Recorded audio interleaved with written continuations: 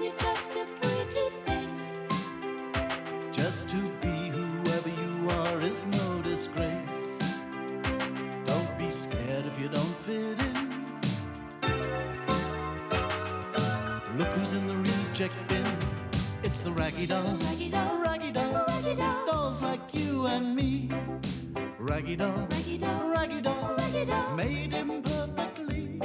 So if you got a bump on your nose or lumps on your toes, do not despair.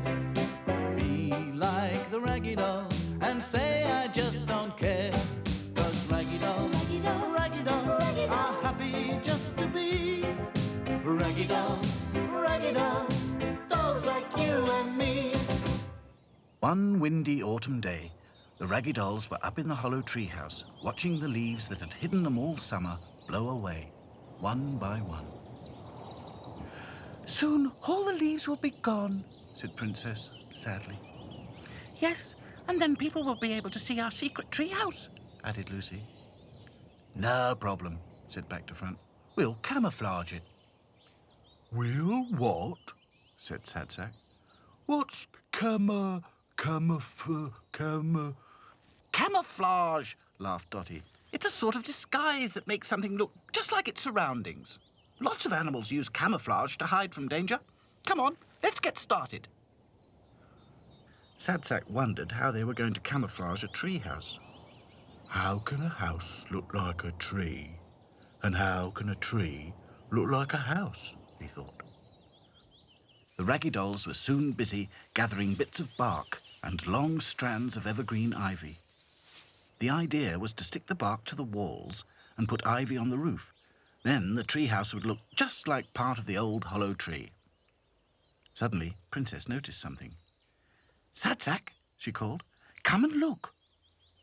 Princess pointed to a moth hanging from a hawthorn twig. It looked just like a hawthorn leaf in autumn, yellowy brown. That's a perfect example of camouflage, she whispered. Further on down the hedgerow, they came to a big pile of dead twigs and leaves standing in a ploughed field. Farmer Brown must be tidying up before winter, observed Hi-Fi. Suddenly, from just around a corner, the Raggy Dolls heard a big tractor starting up, and then a loud mechanical whining noise. Lucy's knees began knocking. Oh, my goodness, she cried. What's that? Quick, said Dotty. Let's hide. The Raggy Dolls scrambled under the big pile of twigs and watched as the huge tractor wheels slowly rolled by.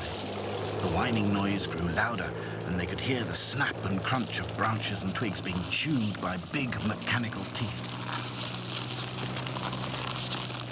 Oh, no, moaned Sad Sack.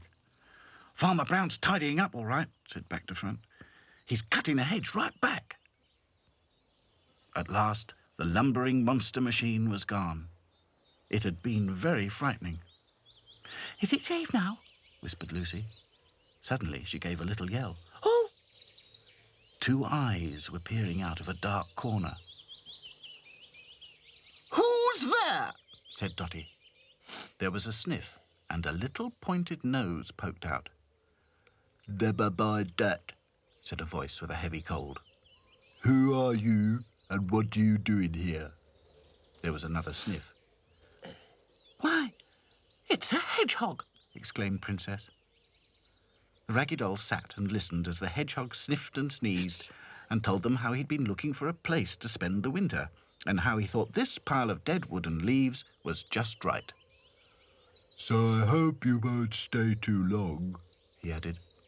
I've got lots of arrangements to make. But you can't stay here, said Back to Front. Farmer Brown's piled this wood up for a reason. What's that? Well, he's going to set fire to it. This is a bonfire. Oh, typical, muttered the hedgehog. That's just my luck. Just when I was getting nice and cosy. Don't worry, said Lucy kindly. We'll look after you. I could look after myself, thank you, said the hedgehog stubbornly. Well, don't stay here too long, warned Dotty. Come on, Raggy Dolls, we've got a tree house to camouflage. The Raggy Dolls scrambled out from under the bonfire and set off back to the tree house, carrying their pieces of bark and strands of ivy. leaving the hedgehog muttering to himself about his bad luck and all the things he had to do. So much to do, and so little time, he yawned. I think I'll have a little nap. And he curled himself up to sleep.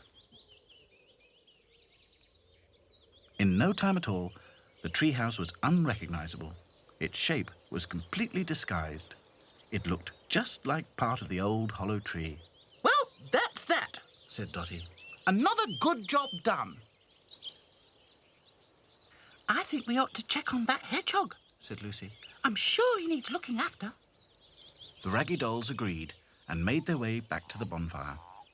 As they crossed the ditch into the ploughed field, Claude noticed a toad. Voila, he said. More camouflage. I thought he was a stone until he moved.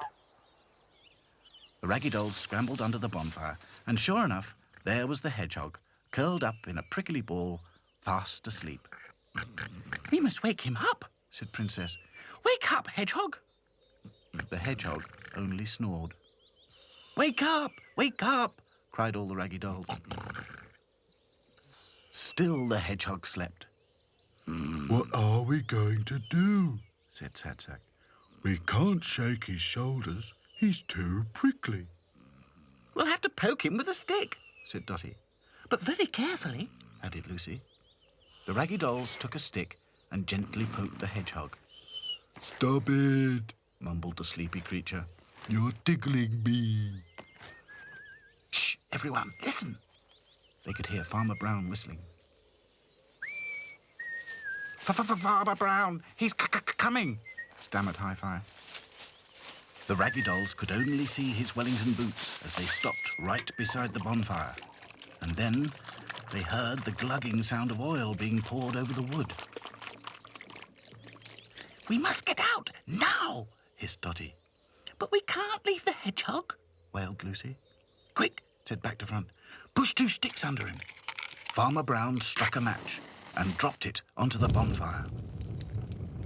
Flames quickly shot up, and soon the fire was roaring away. Farmer Brown moved off and began to pile up another bonfire further up the hedgerow. The Raggy Dolls ran for all they were worth. Hi-Fi and Claude carried the hedgehog on 2 sticks like a stretcher. At last, they all flopped down, out of breath, in the middle of the big field. Phew, gasped Dotty. That was a very narrow escape. The Raggy Dolls puffed and nodded, but the hedgehog was still curled up in a tight, prickly ball.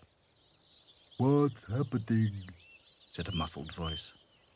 You fell asleep in the bonfire and Farmer Brown set light to it, said Lucy. But you're all right now.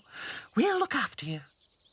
I could look after myself, thank you, mumbled the hedgehog, still in a ball. Well, really, said Dotty crossly.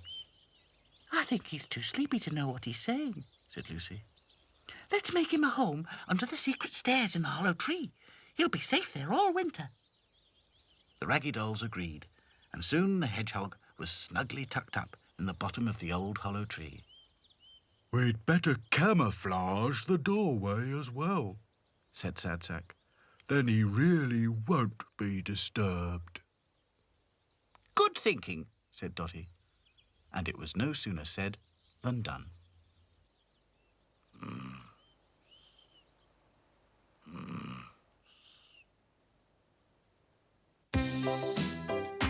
It's not much of a life when you're just a pretty face. Just to be whoever you are is no disgrace. Look around and you will find people of every kind, like the Raggy Dolls, Raggy Dolls, Raggy Dolls, Raggy Dolls, dolls like you and me. Raggy Dolls, Raggy Dolls, Raggy Dolls, Raggy Dolls, made him perfectly. So if you're not at ease with your knobbly knees and your fingers are all thumbs, stand on your 2 left feet and join our Raggy Doll chums. 'Cause Raggy Dolls, Raggy Dolls, Raggy Dolls Raggy Dolls, are happy just to be Raggy Dolls, Raggy Dolls, dolls like you and me.